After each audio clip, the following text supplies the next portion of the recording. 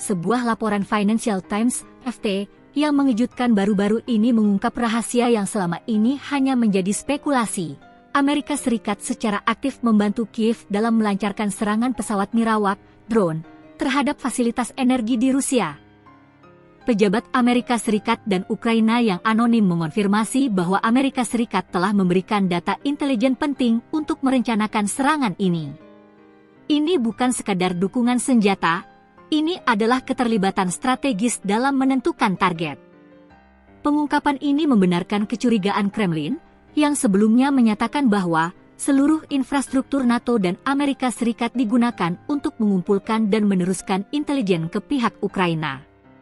Dalam 8 menit ke depan, kita akan bedah bagaimana persisnya Amerika Serikat membantu Ukraina. Apa tujuan Washington di balik serangan ini? Dan bagaimana Putin membalas dengan meningkatkan serangan ke infrastruktur sipil Ukraina? Anatomi bantuan intelijen Amerika Serikat.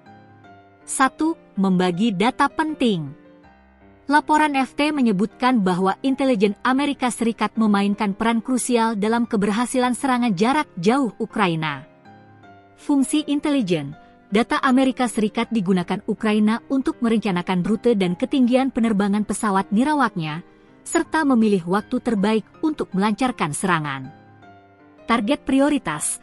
Para pejabat anonim Amerika Serikat bahkan mengklaim Amerika telah menetapkan prioritas target untuk Kiev, meskipun ada sumber lain yang menyebut Ukraina memilih lokasi dan Amerika Serikat memvalidasi dengan data. 2. Awal mula. Panggilan Trump-Zelensky. Keterlibatan ini diduga dimulai setelah panggilan telepon yang sangat penting antara Presiden Amerika Serikat Donald Trump dan Presiden Ukraina Volodymyr Zelensky pada pertengahan Juli. Pertanyaan sensitif, Trump dilaporkan bertanya apakah Kiev dapat menyerang Moskow dengan senjata jarak jauh yang dipasok Amerika. Klarifikasi Gedung Putih.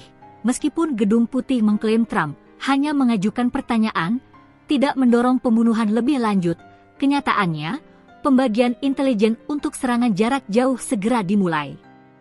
Tujuan Washington, mendorong diplomasi. 1. Merugikan ekonomi Rusia. Motivasi utama Washington di balik bantuan ini adalah strategi, tekanan untuk negosiasi.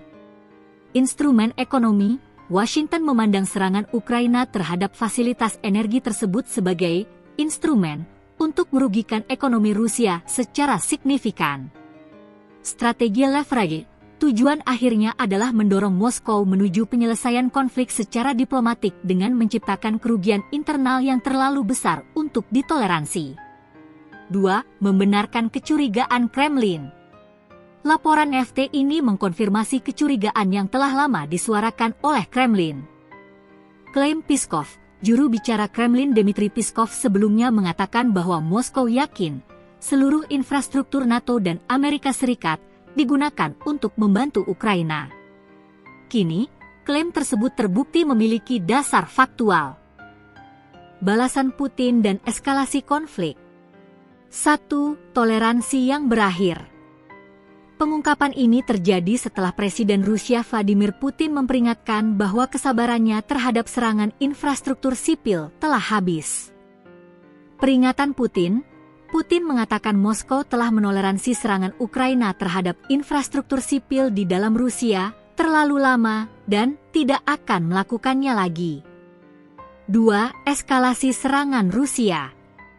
Ancaman Putin langsung diikuti oleh peningkatan serangan balasan Rusia.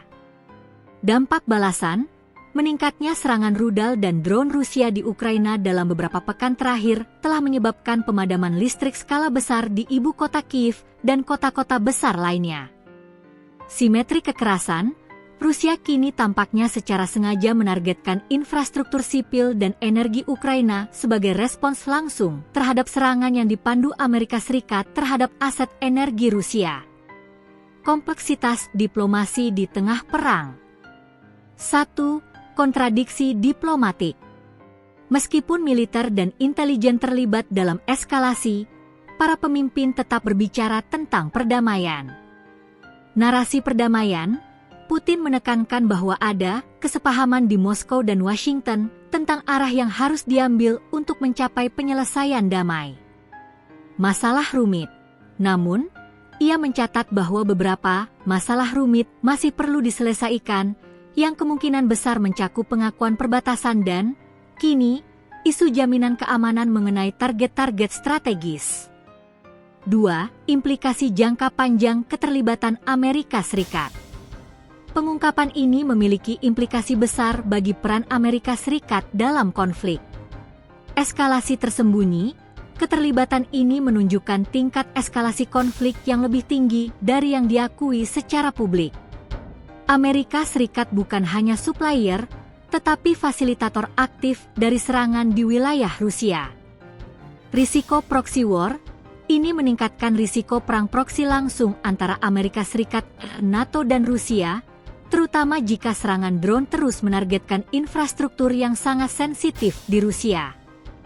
Laporan FT ini adalah bom bel yang membongkar strategi Amerika Serikat menggunakan kerusakan ekonomi sebagai alat untuk memaksakan penyelesaian diplomatik di Ukraina.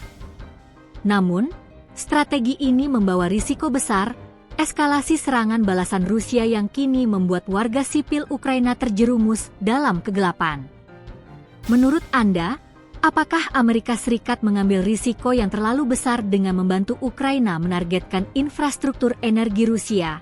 Atau apakah ini adalah satu-satunya cara untuk menekan Moskow agar mau bernegosiasi? Sampaikan analisis dan pandangan Anda di kolom komentar di bawah. Jangan lupa like video ini, subscribe untuk analisis geopolitik terkini, dan nyalakan lonceng notifikasi. Sampai jumpa di video berikutnya.